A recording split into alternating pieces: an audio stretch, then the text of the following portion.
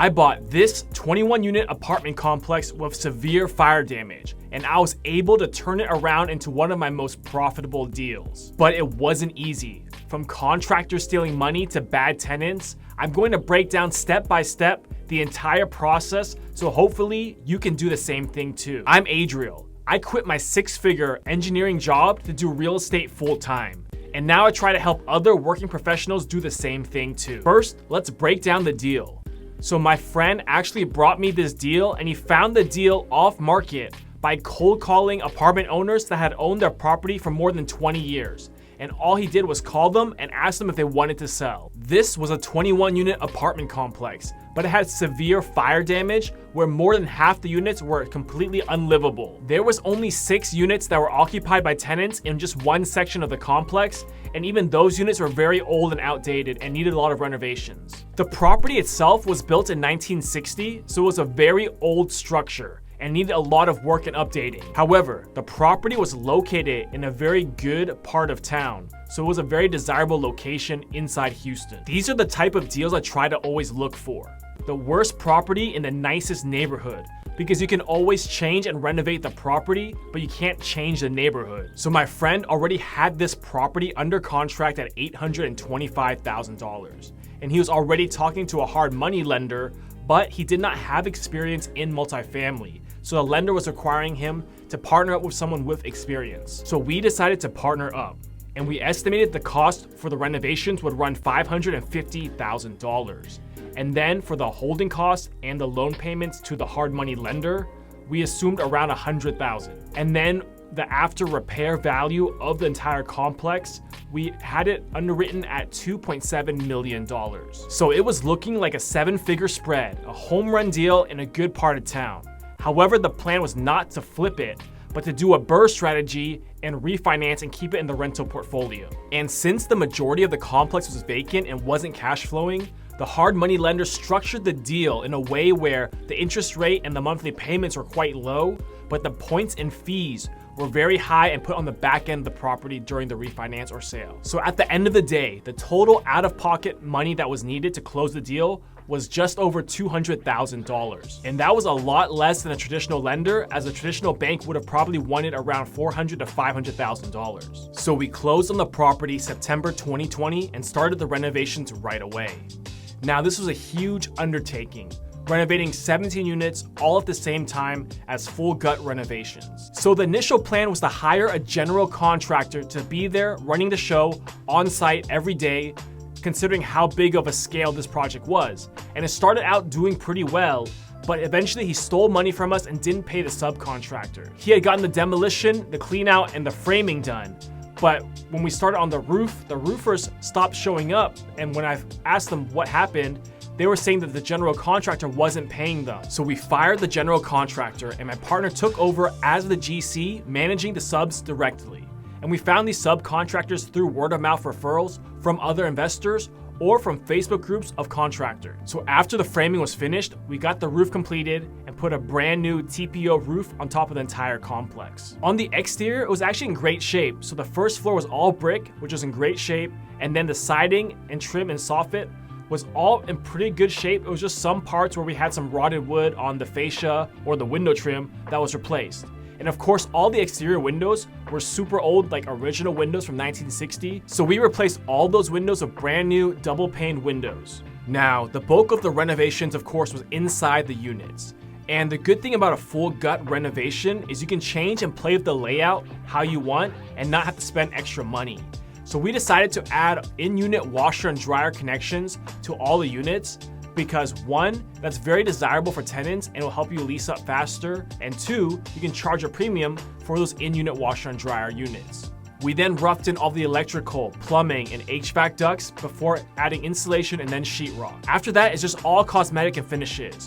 We got the tile up in all the bathrooms, the floors, the paint, the doors, the trim, and the kitchen. For the finishes, I went with tile flooring on the entire first floor because that's by far the most durable type of flooring for rental properties. And on the second floor, we went with LVP flooring, although I wish now that I went with tile flooring, but at the time, I thought it was too heavy for the second floor for the frame of this old structure. But already within 2 to 3 years, we've had to fix and replace some flooring because although LVP is waterproof, it's not scratch and damage proof like tile is. Now, for the kitchen and bathroom, I went with ready to assemble white shaker cabinets as well as quartz countertops to kind of give a high-end feel and more luxury finishes to the apartment complex. For the bathrooms, I kept it simple. I went with the white Carrera look tile for the floors and the shower walls. All in all, we ended up spending just over $700,000 on the renovations, and we had estimated to only spend $550,000. Now, the reason it went over budget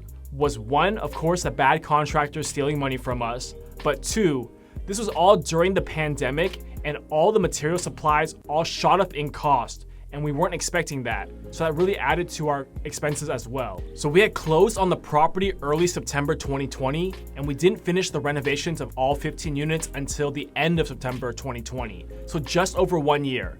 And of course, those delays were due to the bad contractors and just a lot of headaches managing and running the rehab. But in the end, it was all worth it. So on top of the renovations, which is considered capital expenditures or CapEx as you're improving the property, there were still also operating expenses or OpEx for the 6 units that had tenants living in there during that year. And mainly the bulk of that is just property taxes and property insurance, but you also have utilities and small repairs for those other 6 units. And all of that ran $110,000 for the year. Now, the monthly mortgage payment to the hard money lender for the year and a half before we got the refinance, we ended up spending $93,000. So although initially we only needed $200,000 to close on the property, we ended up needing an additional $350,000 of capital throughout the project for the overrun on expenses and for the operating costs and hard money loan. So all in, the purchase price, the renovations, the holding costs, the hard money lender, the refinance fees, we were all in at right around $1.9 million, which is a lot more than the $1.475 million that we were underwriting for. So the project took way longer and it cost way more than we were expecting. But that seems to be the case for any renovation or rehab project. But on a scale this big of 15 units, everything gets multiplied and amplified. That's why the cost shot up so much. So now that the renovations were complete, let's talk about the refinance process. So for the refi, I knew I wanted agency debt because they had the best terms and the best interest rate. And agency debt is just any loan from Freddie Mac or Fannie Mae.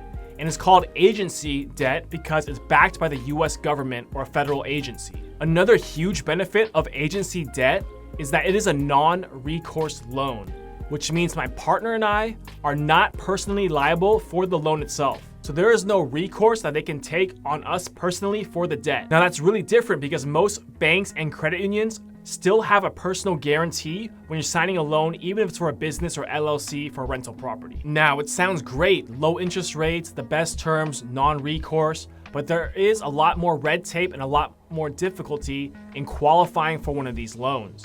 And one of those requirements is that the property has to be stabilized. What that means is it has to have at least 85% occupancy for the last 3 consecutive months before they can do a refinance. So once the renovations were complete, we focused really heavy on leasing up the property. We offered concessions like the first month rent-free for qualified tenants in a way to attract more tenants to our property and get it leased up. We were able to get the property to 80% occupancy in November of 2021, and then 85% in December, and then 90% in both January and February of 2022. So we were able to start the refinance process March of 2022. Acquiring a Freddie Mac or Fannie Mae loan has a lot of red tape and a lot of due diligence. And the whole process is very slow because once again, you're dealing with the US government. And the whole refinance took 3 months from start to finish. Of course, to get started, it's just like any other loan. They'll do a business loan application, they'll do background check, credit checks, then they'll ask for your personal financial statement, tax returns, and then they'll ask for the rent roll, the P&Ls of the property, and kind of all the questions about what you spent on the renovations. And of course, at the very end, an appraisal and inspection of the property. Now, remember I said that when we first looked at this deal and I was underwriting it, I estimated the value to be about $2.7 million fixed up. However, throughout 2021 and the pandemic, multifamily values shot up so high because of the high demand and the low interest rates. So the appraisal on our property came back to $3.3 million.